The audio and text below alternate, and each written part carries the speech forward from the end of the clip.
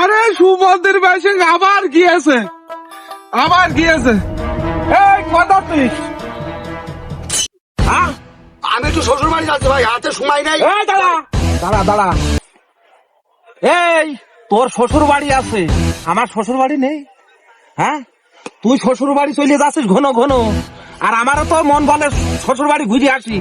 এইটা মাঠে যে খাটা খাটনি আমি যে করছি, একবার আমার সাথে হেল্প করিস। ভাই অত কথা বলার সময় নেই, আমার শাশুড়ি শরীর খুবই খারাপ, আমার এখনই যাইতে হবে। যা বলার এসে আমি কথা বলবো। এই দাঁড়া, তুই চলে যাচ্ছিস মানে? এই আমি যে সারাদিন যে খেটে মরি, কার জন্য মরি? হ্যাঁ, আমি বলছি কথা যা বলার, আমি ঘুরে আসি, আমি ঘুরে এসে বাড়ি এসে কথা কবা নেছো কথা। তুই দাঁড়া, এ সংসারটা কি আমার একার? এতে তো তোরও অধিকার আছে।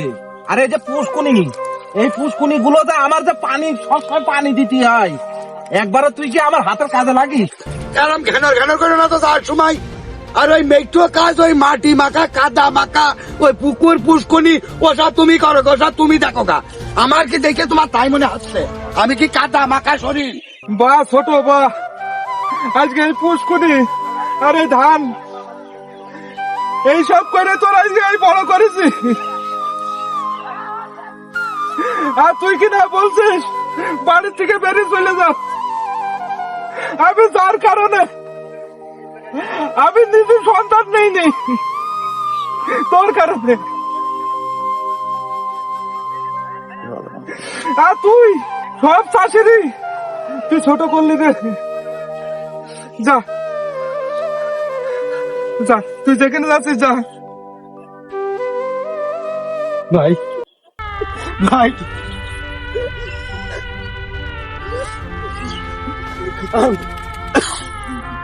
আমি ভুল করে ফেলেছি ভাই, আমি না বুঝে তোমার অনেক কথা বলে ফেলেছি ভাই।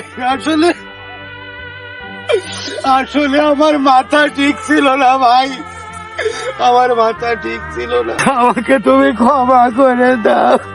যা শোনা যা, তোর ক্ষমা তো আমি আগেই করে দিয়েছি। যা,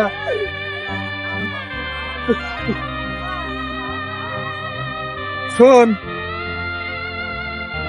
এই চাষি সোনা ফলিয়ে রত্ন তৈরি করে, সেই রত্ন থেকে চাকরিজীবীরা খায় সে রত্ন। আচ্ছা ভাই, আমি ভুল করে ফেলেছি, আমি তোমার কাছে ক্ষমা চাচ্ছি।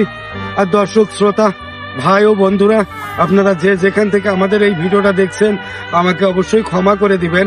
আমি শুধু অভিনয় ক্ষেত্রে বুঝাতে চেয়েছি যে সমস্ত চাষিরাই বড়, চাষিরাই অন্ন ফলায়, আর সেই অন্ন আমরা খেয়ে বেঁচে থাকি।